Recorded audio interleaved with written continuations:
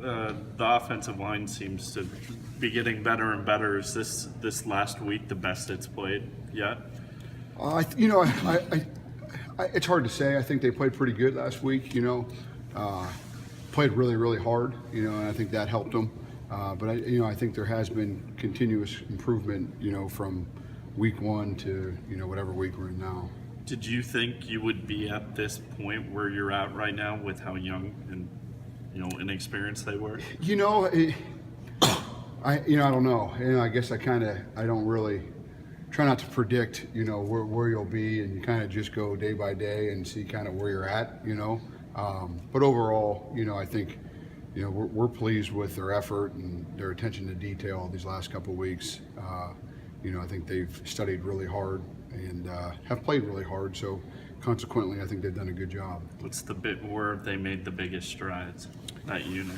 I think just in recognition of what's going on. I think when you're a young player, sometimes, if you would ask them week one, like, hey, what blitz did you get? You could hear multiple things. So I think there's a recognition of understanding, the keys.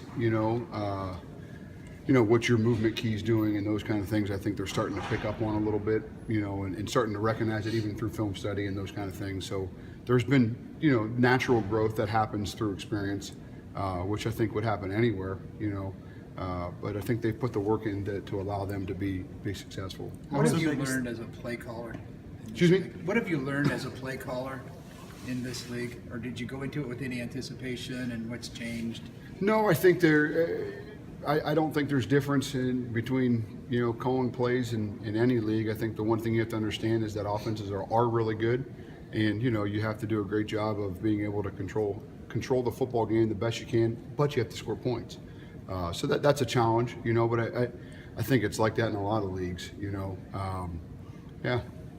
What was the biggest thing you saw from Joel that allowed him to have so much success? Obviously, he looked a lot more accurate, but what did you see? Well, I think he was accurate. I think he made a lot of plays, and obviously when you take the football team down and score on the first two drives of the game, really the first, I don't know how many it was, but I think you just kind of felt like he was clicking and kind of going pretty good. So obviously he was successful, and real happy for him. What changed there at the end of the game for that unit, where I think it was late third quarter and then into the fourth quarter, where they just weren't clicking and doing everything they were before? Yeah, I think it's interesting. I mean, we did get a few different looks that I think were a little bit more pressure oriented, and that caused a little bit of havoc.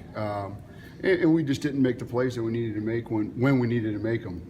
And so that's been a big point of emphasis for us. And we still have to have the belief that we can go and close out a football game. And, that's what we got to do, And obviously we didn't do it, which is unfortunate, but you can hang your head or you can keep fighting. And that's certainly what we're going to do. What's Allen's injury meant for him and maybe other receivers, other very talented receivers on the team? Well, I think it's forced, Coach Gasser to play other guys and to be creative in different positionings of those players.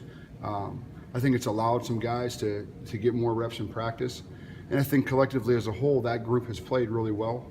And honestly, I think that's a big part of it, is that they've had to kind of be put in the fire a little bit and understand that they're going to have to they're going to have to play, and they're going to have to find ways to make plays when Allen's not able or wasn't in the game. And but what I think for Allen, it's another feather in his cap almost, that that kid can stay laser focused and continue to work, and he's so impressive from that standpoint that he obviously loves the game of football, but I think he obviously loves his teammates and continues to work really hard to get himself 100% healthy, and also to get himself playing in the football games. How has that injury affected Trevor Ryan offensively?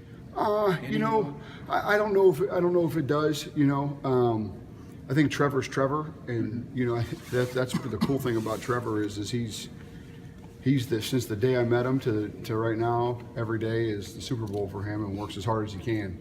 And I think Trevor's made the effect on himself. Is that he's just continued to work at his craft, over and over again.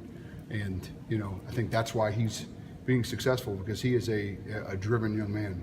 In what ways has Brian Bobeck's presence, I guess, become a heightened factor in mentoring and as a been there, done that kind of guy among this young line? Well, I think Brian is a very mature young man. I know he's older, but I think Brian probably, I didn't know him, but probably as a freshman was a very mature kid, very intelligent kid, and I think he's able to kind of, especially with a young offensive line, I think he's kind of able to kind of steady the ship sometimes, and also he can kind of control what we do offensively on the offensive line. He makes all the calls and kind of makes sure we're in the right things sometimes, and he's been a blessing to have around because he's a super kid and works really, really hard, and he loves the game of football, and you can tell that if you just spend a little bit of time with him. It seemed like the line took that, I guess, turned that corner when Shetta moved into that spot. Is there